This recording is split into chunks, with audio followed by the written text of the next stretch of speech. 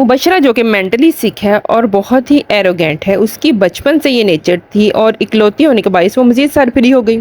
مبشرہ کی والدہ کی وفات کے بعد اس کے والد کا واحد سہارا مبشرہ تھی، اس لیے اس نے اس کو ہر طرح کے عیش و عشرت کے ساتھ ساتھ ہر طرح کے ناز نخرے بھی اٹھائے۔ اس بیجا لاڈ پیار کا یہ نتیجہ ہوا تھا کہ مبشرہ خود کو سپر پاور سمجھ بیٹھی اور اپنے سے نچلے لوگوں کو بہت ہی کمتر سمجھنے لگی۔ اس نے اپنی شادی کے لیے ایک ایسے انسان کو چوز کیا جو کہ بہت ہی سیدھا سادہ اور مڈل کلاس سے بلونگ کرتا تھا۔ ایسا اس نے اس لیے کیا کیونکہ وہ چاہتی تھی کہ ایسا انسان جو کہ مبشرہ کے اشاروں پر کٹھ پتلی کی طرح ناچتا رہے۔ بالآخر 2 سال تک مبشرہ کا ہسبینڈ اس کا حکم مانتا رہا اور اپنی تذلیل کرواتا رہا، اپنے ساتھ ساتھ وہ اپنی ماں کی بھی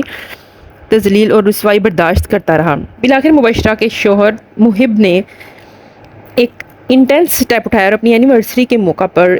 سرپرائز کے نام پر مبشرہ کو دیتی ڈیورس۔ بڑی محفل میں طلاق ہونے میں مبشرہ پاگل ہو گئی اور زید نے اس کو سنبھالا، مگر جب وہ محب کی ماں کے گھر گئی، اس کو دھمکیاں دے کے آئی کہ میں تم سب کو جلا دوں گی، ختم کر دوں گی، تو اس کی ماں بہت ڈر جاتی ہے۔ دوسرا، محب مبشرہ کی بیسٹ فرینڈ جس کا تعلق ایک مڈل کلاس سے ہے اور بہت ہی اچھی نیچر کی ہے، اس کے ساتھ نکاح کر لیتا ہے۔ جب وہ دونوں نکاح کر کے گھر واپس آتے ہیں تو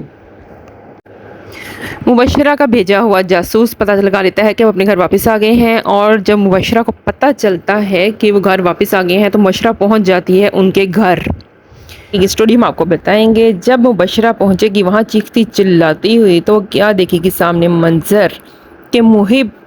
بہادروں کی طرح باہر آ کے پوچھے گا کہ کیا مسئلہ ہے، کیوں اتنا چیخ لی ہو، چلا رہی ہو؟ تو وہ کہے گی کہ تم نے کیسے جرت کر دی مجھے چھوڑنے کی، مجھے طلاق دینے کی، میں نے تم پر کیا کیا احسانات نہیں کیے اور تم نے میرے احسانات کا یہ بدلہ اٹھایا، تمہیں میں نے کہاں سے کہاں پہنچا دیا، ایک مڈل کلاس سے تمہیں ہائی لیول کلاس میں پہنچایا، اور تم نے میرے احسانوں کا یہ بدلہ دیا۔ تمہیں پتہ نہیں کہ میں مبشرہ ہوں، مبشرہ کوئی عام لڑکی نہیں ہوں جو اس طرح کی بات برداشت کر لوں گی۔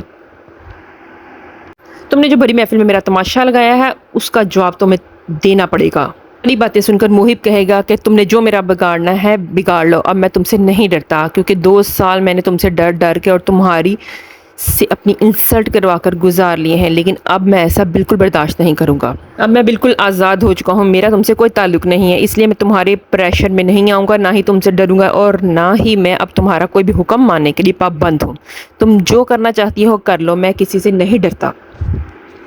مبشرہ محب کی ڈٹائی دیکھ کر حیران رہ جائے گی، لیکن جب وہ دیکھے گی کہ سامنے اس کی بیسٹ فرینڈ کھڑی ہے تو وہ حیران ہو جائے گی کہ تم یہاں پر کیا کر رہی ہو؟ تو محب بتائے گا کہ اب میری بیوی ہے اور میں اسے شادی کر چکا ہوں اور تم اب اس کا بھی کچھ نہیں بگاڑ سکتی۔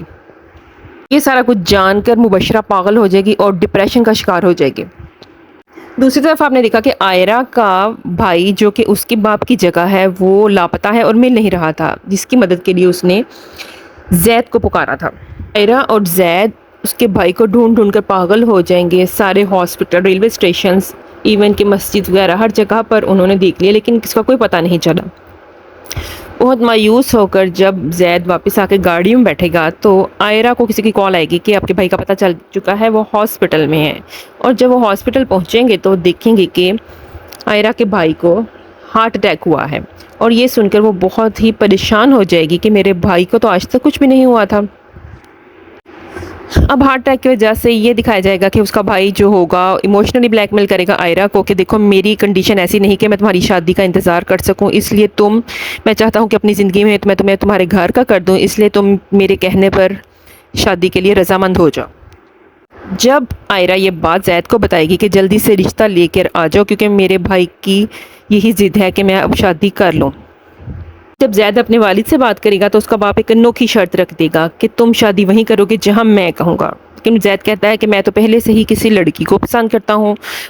اس کا باپ کہے گا کہ نہیں، میرے دوست کے ساتھ بہت برا ہوا ہے، اس کی بیٹی بالکل اکیلی ہے اور اب مجھے ہی اس مشکل وقت میں اس کا سہارا بننا ہے، اس لیے تمہیں مبشرہ کا ہاتھ تھامنا ہوگا اور اس کے ساتھ شادی کرنی ہوگی۔ زید یہ ساری بات سن کر انکار کر دے گا کیونکہ وہ کہے گا کہ میں پہلے کسی کے ساتھ کمیٹڈ ہوں اور وہ کبھی بھی عائرہ کو دھوکہ دینے کے بارے میں نہیں سوچ سکتا تھا، اسپیشلی اس کنڈیشن میں جب کہ اس کا بھائی بہت ہی سیویئر کنڈیشن میں ہے، وہ عائرہ کو اس طرح سے اکیلا نہیں چھوڑ سکتا تھا۔ وہ اپنے باپ کو صاف انکار کر دیتا ہے، مگر اس کا باپ ایک چال چلتا ہے اور کہتا ہے کہ اگر تم نے میری بات نہ مانی تو میں تمہیں اس ساری جائیداد سے آنکھ کر دوں گا، کیونکہ یہ ساری عیش و عشرت تمہیں میری وجہ سے مل رہی ہے، اس لیے اب تمہیں میری بات ماننی ہی پڑے گی، اس کے علاوہ تمہارے پاس کوئی چارہ نہیں ہے۔ زید کا باپ کہتا ہے کہ ایک بار تم مبشرہ سے شادی کر لو، پھر کچھ عرصے بعد تم اپنی پسند کی شادی بھی کر لینا، مگر ابھی فی الحال ایز اے بزنس پارٹنر میرے لیے یہ ضروری ہے کہ میں یہ سٹیپ اٹھاؤں اور تمہیں میری بات ضرور ماننی ہوگی۔ زید اس ساری سچویشن کے بارے میں عائرہ کو بتائے گا۔ عائرہ کہے گی کوئی نہیں، میں تمہارے لیے ساری زندگی میں انتظار کر سکتی ہوں، ساری دنیا کو بھی چھوڑ سکتی ہوں، مگر عائرہ کو یہ نہیں پتا ہوتا کہ اس ساری سچویشن میں اس کا بھائی انتظار نہیں کر سکتا اور اس کا بھائی کہیں نہ کہیں اس کی شادی کر دے گا۔ زید عائرہ کو تسلی دیتا ہے کہ تم ٹینشن نہ لو، میں صرف کاغذی طور پر اس کے ساتھ شادی کروں گا، لیکن کچھ عرصے بعد میں تمہارے ساتھ شادی کر دوں گا اس کو چھوڑ کے، ابھی میں اپنے والد کی بات ماننے کے لیے مجبور ہوں۔ عائرہ کہتی ہے کہ نہیں، میں تمہارے علاوہ کسی اور کا تصور نہیں کر سکتی، اس لیے میں تمہارا ضرور انتظار کروں گی اور اپنے بھائی کو کسی نہ کسی طرح سے منا لوں گی، مگر اس پر اس کا بھائی اس کی بات نہیں مانے گا اور اس کا کہیں نہ کہیں رشتہ پکا کر دے گا۔ اور یوں بہت ہی دل برداشتہ ہو کر زید یہ فیصلہ کر دے گا کہ وہ اپنے باپ کی بات مان لے گا اور مبشرہ کے ساتھ شادی کر لے گا۔ اب آگے سے اسٹوری بہت ہی انٹرسٹنگ ہوگی، کیونکہ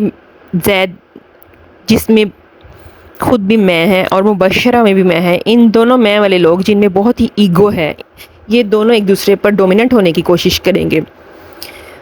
مبشرہ جس کو عادت ہے اپنا حکم چلانے کی، زید اس کی کسی بات کو نہیں مانے گا اور اس کو جوتی کی نوک پر رکھے گا۔ مبشرہ کو یہ دیکھ کر بہت غصہ آئے گا کیونکہ وہ کسی کے انڈر نہیں رہ سکتی، لیکن زید اس کو بتا دے گا کہ میں اس طرح کا ہی ہوں اور میں تمہاری کوئی بات نہیں مانوں گا، بلکہ تمہیں میری بات ماننی پڑے گی۔ اب اس کہانی میں دو پاسبلٹیز ہیں، یا تو یہ کہ مبشرہ جس میں بہت ایگو ہے، جب وہ زید کے ساتھ شادی ہوگی تو اس کو اپنی ایگو کو مارنا پڑے گا، اور آہستہ آہستہ جو اپنی ایگو کو ماری کہ اپنی میں کو، تو اس کا دل زید کے لیے نرم ہو جائے گا اور اس کے دل میں زید کے لیے سویٹ کارنر پیدا ہو جائے گا اور وہ اس کو ایکسیپٹ کر لے گی ایز اے ہسبینڈ۔ دوسری طرف زید اس کو مسلسل اگنور کرے گا کیونکہ اس نے اس کو بالکل بھی دل سے قبول نہیں کیا تھا اور وہ ابھی بھی عائرہ کے عشق میں گرفتار ہے۔ جتنا مبشرہ اس کو پاس آنے کی کوشش کرے گی اتنا ہی اس کو ڈیگریڈ کرے گا اور اس کو اگنور کرے گا۔ ایسے مبشرہ کی ضد بن جائے گی زید کے پاس آنا اور اس کا دل جیتنا، اس کے لیے وہ سر توڑ کوششیں کرے گی، طرح طرح کے صحیح غلط کام کرے گی جس سے وہ اپنے دل میں زید کے لیے جگہ بنا سکے، مگر وہ ناکام ہو جائے گی۔ ایسی لگی آپ کو ہماری یہ پریڈکشن؟ اگر ویڈیو پسند آئی تو چینل کو لائک کر لیں اور سبسکرائب کر لیں۔ Thanks for watching, take care, اللہ حافظ۔